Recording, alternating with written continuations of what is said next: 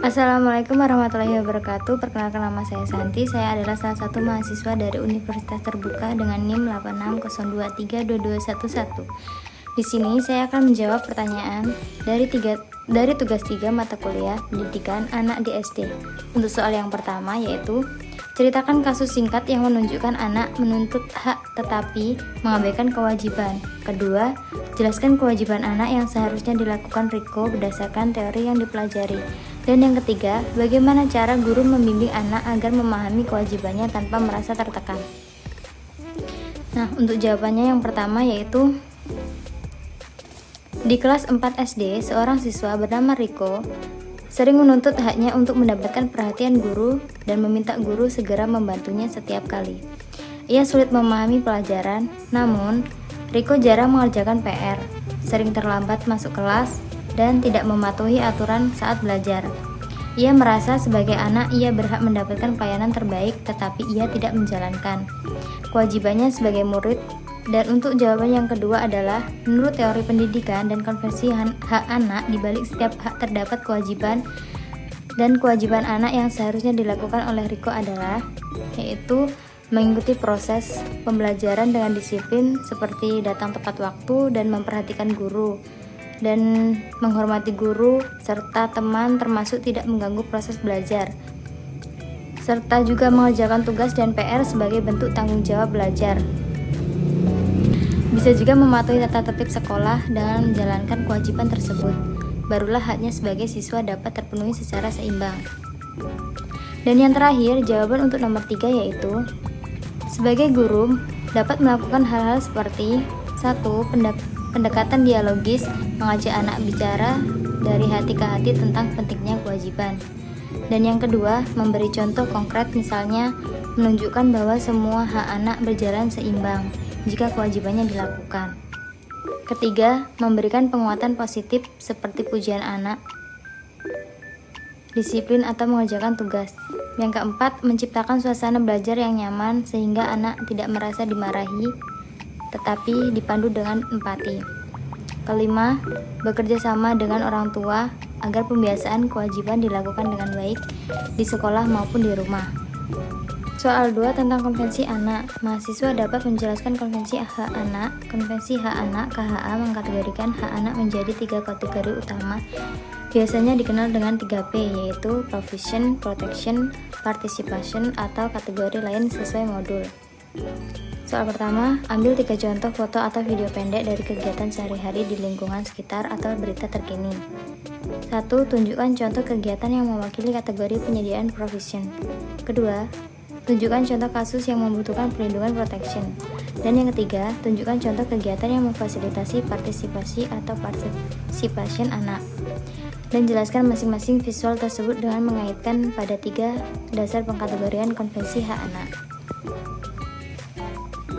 Jawaban untuk soal yang pertama yaitu konvensi hak anak adalah perjanjian internasional dan yang mengatur hak anak di seluruh dunia. Intinya, KHA memastikan bahwa setiap anak-anak tanpa membedakan latar belakang, suku, agama, gender, ekonomi, dan tetap mendapatkan perlindungan, kesempatan berkembang, dan ruang untuk didengar.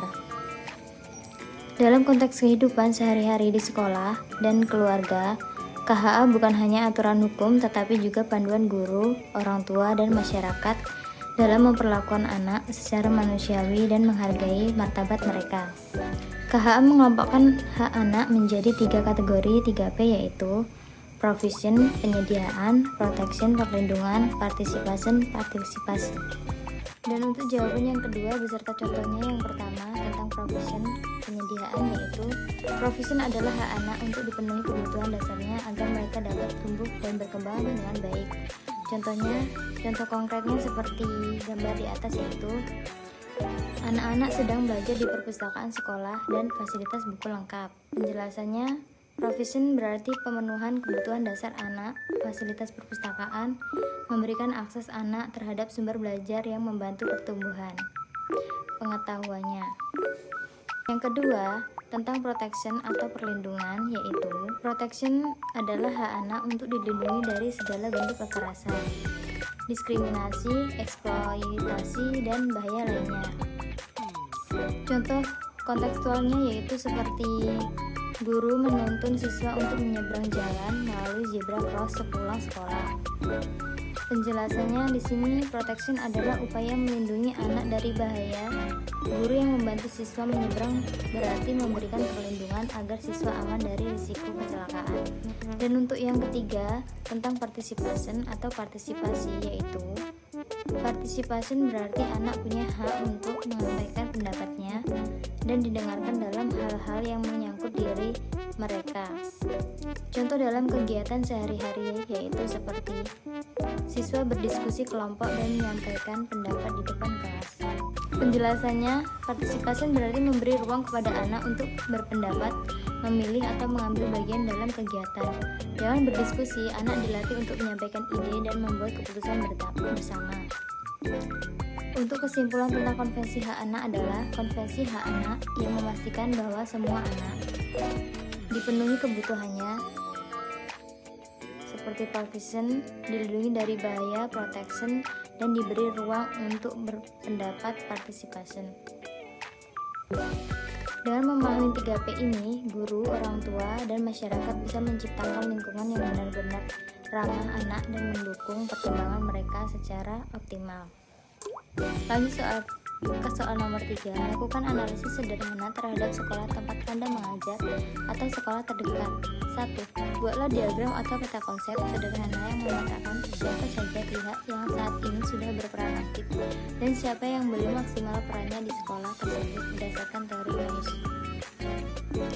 Dan yang kedua, berikan argumen kritis Anda dalam video mengapa peran salah satu pihak tersebut, misalnya orang tua atau masyarakat, sangat krusial dalam perlindungan anak di era digital saat ini. Ketiga, jelaskan bagaimana seharusnya kolaborasi ideal antar pihak tersebut terjadi. Jawaban untuk soal nomor 1 yaitu gambar di atas menunjukkan pemetaan peran sebagai pihak dalam konteks lingkungan sekolah. Berdasarkan teori Mays, secara garis besar, diagram membagi pihak-pihak tersebut menjadi 2 kategori. Yang pertama, pihak yang sudah berperan aktif, ditunjukkan oleh kolom berwarna hijau. A. Guru. Guru sudah aktif dalam melaksanakan pembelajaran, membimbing, dan mengawasi perkembangan siswa. Mereka berada di garis depan dalam memberikan perlindungan dan memastikan kesejahteraan anak selama berada di sekolah. B. Keluarga, orang tua atau wali, menunjukkan keterlibatan yang cukup baik, misalnya komunikasi dengan guru, memenuhi kebutuhan belajar anak, memberi dukungan emosional. C. Masyarakat, lingkungan sekitar sekolah sudah ikut mendukung, seperti menjaga keamanan sekitar sekolah, menyediakan ruang sosial ramah anak, dan mendukung kegiatan sekolah. 3 pihak ini dinilai sudah menjalankan fungsi penting dalam mendukung perkembangan dan perlindungan anak. 2. Pihak yang belum maksimal berperan ditunjukkan oleh kolom berwarna merah muda. A. Pemerintah. Peran pemerintah dianggap belum optimal, misalnya kurangnya fasilitas pendidikan, ruang kelas, perpustakaan, sarana bermain.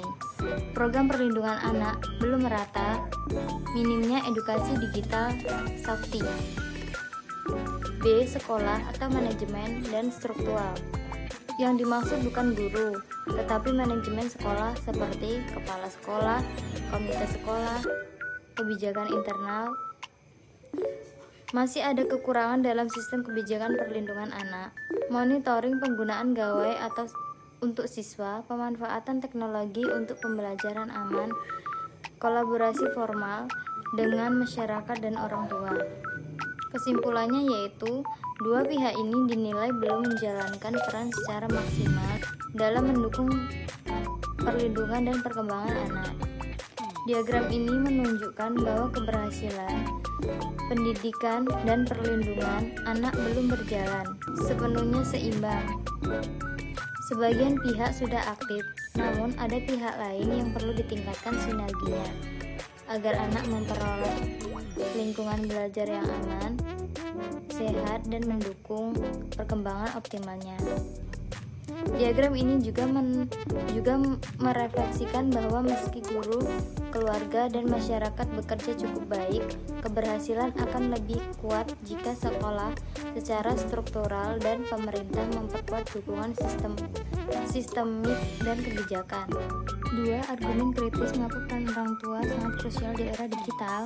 Yang pertama yaitu peran orang tua menjadi paling krusial karena 80% paparan resiko digital terjadi di rumah, bukan di sekolah. Anak lebih banyak memegang gawai di luar jam sekolah, sehingga kontrol sekolah terbatas. Orang tua merupakan pihak yang seharusnya memberikan batasan waktu penggunaan gawai. Pendampingan konten, edukasi literasi digital, nilai moral ketika terjadi paparan negatif, cyberbullying, konten kekerasan, pornografi. Tanpa peran orang tua yang kuat, sekolah tidak mampu memastikan perlindungan digital secara menyeluruh karena kontrol sekolah hanya saat anak berada di lingkungan formal. Yang kedua yaitu peran masyarakat. Peran masyarakat juga sangat penting karena lingkungan sekitar anak sering menjadi faktor risiko. Geng motor remaja, bullying, lingkungan, tempat nongkrong tak terkontrol. Komunitas bisa menjadi perpanjangan tangan sekolah untuk program edukasi literasi digital dan keamanan lingkungan.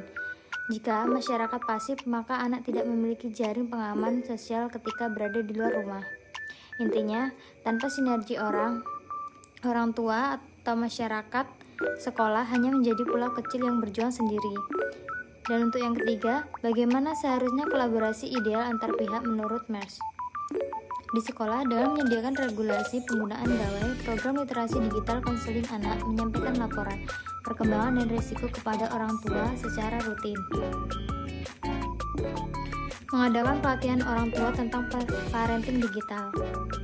Orang tua melakukan pendampingan digital di rumah, parental control jam layar, komunikasi terbuka, menjadi mitra sekolah bukan hanya penerima laporan.